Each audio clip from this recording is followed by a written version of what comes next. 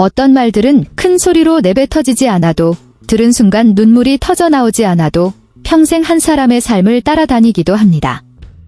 박서진 씨에게 그런 말은 17살의 어느 날 찾아왔습니다. 당시 그는 음악에 대한 꿈을 품고 너무 일찍 어른이 되어야 한다는 강박에 시달리던 집을 떠나 홀로 지내는 여인 소년이었습니다. 그때 그는 처음으로 어머니가 떨리지만 단호한 목소리로 하시는 말씀을 들었습니다. 제발 이제 돈 좀 보내지 마라. 받을 때마다 내가 너무 고생하는 것 같아 마음이 아프구나. 그 시절 박서진 씨는 아직 유명한 가수가 아니었습니다. 수많은 오디션 낙방과 밤늦게까지 이어지는 아르바이트, 그리고 한 푼이라도 아끼기 위해 때우는 부실한 식사 사이에서 처절하게 버티고 있었습니다.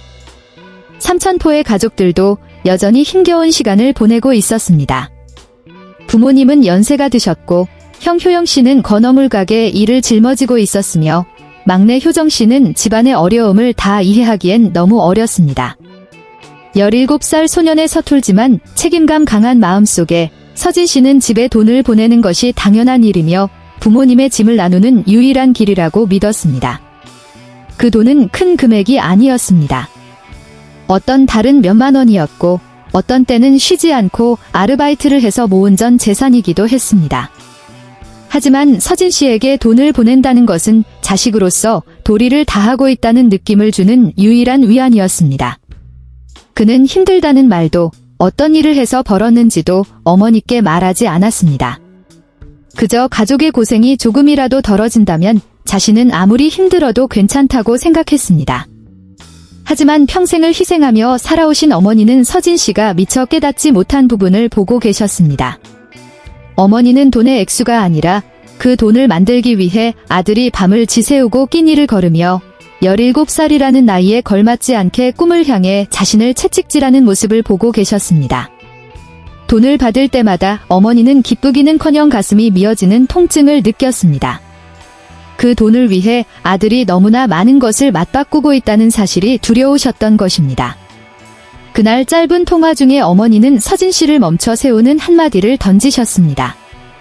꾸지람도 꿈에 대한 반대도 아니었습니다. 그것은 제발 돈 좀 그만 보내라우는 아주 낮은 간청이었습니다. 서진 씨에게 그 순간은 가난 때문도 무대에서 거절당했을 때와도 다른 종류의 아픔이었습니다. 자신이 가장 사랑하는 어머니를 오히려 아프게 하고 있었다는 사실을 깨달았기 때문입니다.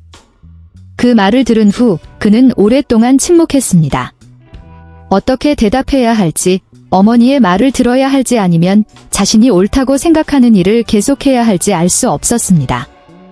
17살 소년에게 그 느낌은 두 가지 고통스러운 선택지 사이에 놓인 것과 같았습니다. 돈을 계속 보내서 어머니를 걱정시키거나 보내지 않고 스스로를 무능하다고 자책하는 것 말입니다. 서진 씨는 통화 중에는 울지 않았지만 전화를 끊고 난 뒤 오랫동안 홀로 앉아 어머니의 사랑 앞에 처음으로 무력감을 느꼈습니다.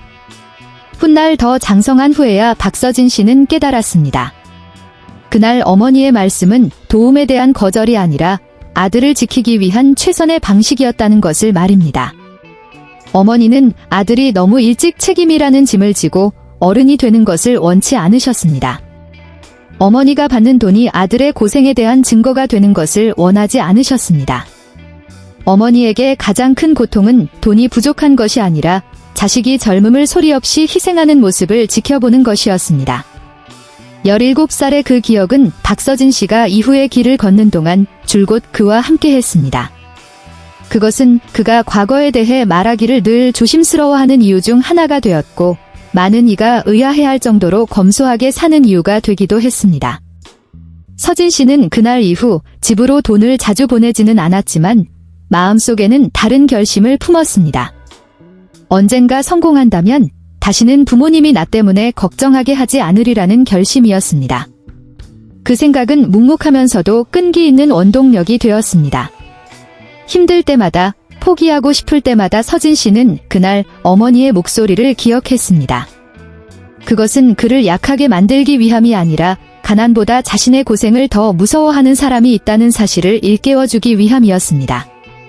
그리고 자신이 무너지면 가장 아파할 사람은 본인이 아니라 바로 어머니라는 사실을 잊지 않았습니다. 큰형 효영 씨도 나중에 낮은 목소리로 그 시절을 회상했습니다. 서진 씨가 어릴 때부터 무엇이든 혼자 짊어지려 했고 잘 공유하지 않았다고 말입니다. 효영 씨는 서진이는 힘들다고 투덜거린 적이 없었습니다. 하지만 어머니의 그 말씀 이후 더 침묵했고 더 빨리 어른이 되었습니다. 라고 말했습니다. 효영 씨에게 그 순간은 온 가족이 서진 씨를 더 이상 어린아이로 볼 수 없음을 깨달은 때였습니다. 막내 효정 씨는 가족 모임에서 이 이야기를 다시 듣고 눈물을 참지 못했습니다. 이전에는 오빠가 고생했다는 것만 알았을 뿐 그 어린 나이에 그런 아픔을 가슴에 품고 있었다는 사실은 미처 몰랐기 때문입니다. 오빠가 그렇게 빨리 자라야 했는지 몰랐어요. 알았더라면 더 많이 안아줬을 텐데 라고 효정 씨는 말했습니다. 서진 씨가 17살 때 들은 어머니의 말씀은 그의 이후 행보를 설명해주는 열쇠이기도 합니다.